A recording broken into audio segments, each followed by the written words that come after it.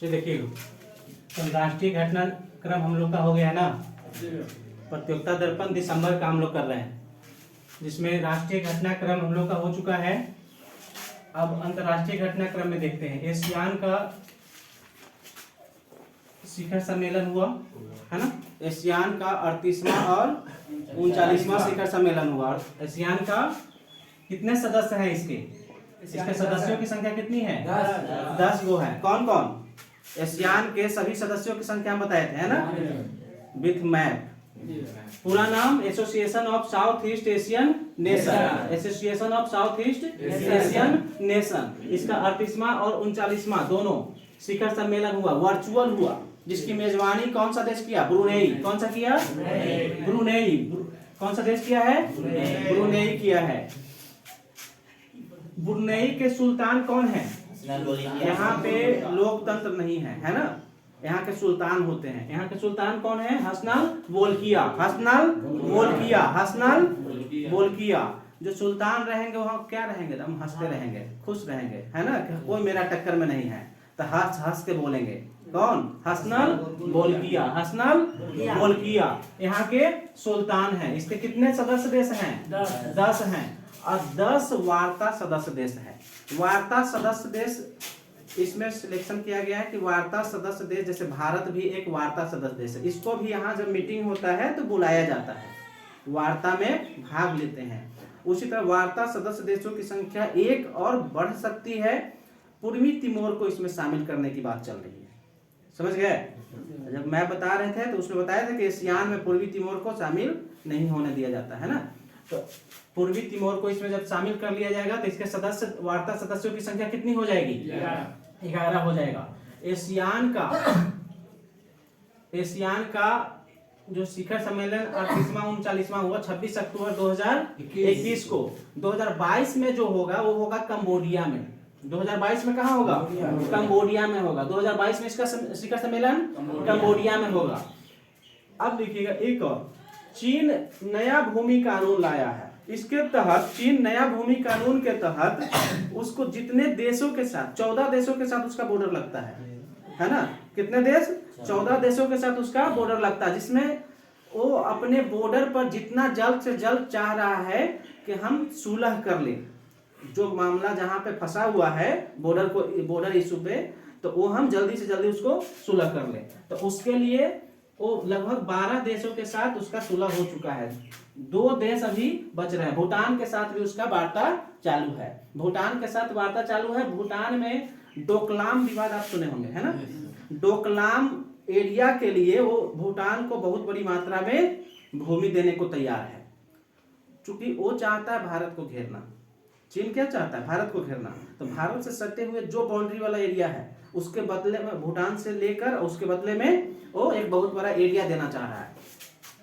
तो भारत अभी इस पर क्या कर रहा है? भारत अभी अपने भारत का वक्तव्य है ये हम नजर रखे हुए हैं। भारत क्या किया हुआ है? इस पे, इस पूरी वार्ता पे अभी नजर रखे हुए हैं। हालांकि ये भारत के लिए चिंता का सबक है ना।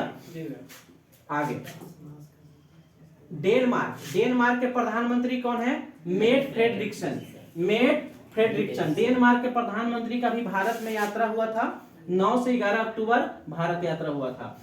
मेट फ्रेडरिक्सन यहाँ के प्रधानमंत्री हैं। कौन है? Mette Frederiksen. इनके साथ प्रधानमंत्री नरेंद्र मोदी की वार्ता हुई, जिसमें ग्रीन स्ट्रेटेजिक पार्टनरशिप के बारे में बात हुई। ग्रीन स्ट्रेटेजिक पार्टनरशिप विकसित करने पर। ग्रीन स्ट्रेटेजिक मतलब होता है कि हम पारंपरिक जैसे पेट्रोलियम ईंधन के हम लोग खपत करते हैं, उस पर कमी लाकर सौर ऊर्जा की ओर ज्यादा बढ़े, है ना। तो इस पर बात हुआ है। ये कहाँ हुआ है वार्ता? हैदराबाद हाउस में। कहाँ है हैदराबाद हाउस? दिल्ली के राष्ट्रपति भवन में हैदराबाद हाउस है। कहाँ है? दिल्ली के राष्ट्रपति भवन में हैदराबाद हाउस है। तो उसमें दोनों के बीच की वार्ता हुई। G20 शिखर सम्मेलन अभी रोम में हुआ। G20 शिखर सम्मेलन कहाँ हुआ? रोम में किया गया। G20 शिखर सम्मेलन रोम में किया गया, जिसका 16वां शिखर सम्मेलन हुआ। G20 शिखर सम्मेलन की अध्यक्षता रोम में प्रधानमंत्री वहां के मारियो ड्राघी ने की। कौन किए? इटली के प्रधानमंत्री मारियो ड्राघी। कौन है? मारियो ड्राघी। इटली के प्रधानमंत्री मारियो ड्रागी ने इसकी अध्यक्षता किए। 2022 में G20 में 2022 में जो G20 का वार्ता शिखर सम्मेलन केमा होगा, 16वां है तो 17वां होगा, है ना, वो होगा आपको इंडोनेशिया में। कहाँ होगा? इंडोनेशिया में। और 2023 में कहाँ होगा? भारत में। 18वां शिखर सम्मेलन कहाँ होगा? भारत में होगा। क्लियर? सूडान में तख्ता पलट किया गया। सूडान में अब तक 1956 में इसको आजादी मिली थी ब्रिटेन से। कब आजादी मिला था? 56 में आजादी मिला था ब्रिटेन से। तब से लेकर अब तक 8 बार तख्ता पलट हो चुका है। तब अभी हाल ही में तख्ता पलट हुआ था जिसमें हमदल्ला हमदोक कौन है, सॉरी अब्दुल्ला हमदोक कौन है, अब्दुल्ला हमदोक, वहां लगभग 12 सदस्यीय टीम मिलकर चला रहे थे सूडान को। और अभी हाल ही में वहां लोकतंत्र बहाल करना था, लेकिन सैनिकों द्वारा क्या किया गया, उनको हटाकर और वहां के सत्ता को हड़प लिया गया। अब पुनः उनके द्वारा, सैनिक के द्वारा बोला जा रहा है कि हम 2023 में, कब? 2023 में यहाँ लोकतंत्र के लिए चुनाव करवाएंगे। लोकतंत्र के लिए चुनाव करवाएंगे। कहाँ? सूडान में। कहाँ? सूडान में। कब आजादी मिली थी? अब तक कितनी बार तख्ता पलट हो चुका है? 8 बार। क्लियर? एशियान का शिखर सम्मेलन 38वां 39वां कहाँ हुआ? ब्रुनेई में हुआ। ब्रुनेई के सुल्तान कौन है? हसन बोल्किया। 22 में कहाँ होगा? कंबोडिया में होगा। वार्ता सदस्य देश कितने हैं? 10 हैं।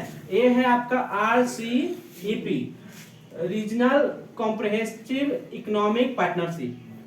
जितने भी एशियान में देश है ना, वो आपस में रीजनल कॉम्प्रिहेंसिव इकोनॉमिक पार्टनरशिप के तहत जुड़े हुए हैं। भारत को भी बोला गया, भारत बोला कि हम अभी इस पे सदस्य पूर्णतः नहीं रहेंगे, हम इसका निरीक्षण करेंगे, इससे सभी वार्ता में भाग लेंगे। दरअसल इसमें जो भी सदस्य बन जाएगा तो आपके यहाँ आयात पे जो कर दूसरे देश में लगता है उससे ज्यादा आप नहीं लगा सकते हैं। तो हमारे यहाँ उत्पाद अभी इलेक्ट्रॉनिक बाजार उतना ज्यादा नहीं है जितना इन सभी देशों में है। तो हम तो ज्यादा आयात ही करेंगे ना, निर्यात तो कम करेंगे। हम निर्यात करेंगे तब तो फायदा होगा। तो इस कारण से भारत इसका क्या है, अभी सिर्फ निरीक्षण सदस्य, मतलब सिर्फ देख रहा है, और बाद में कभी भी चाहेगा तो भारत इसमें शामिल हो सकता है।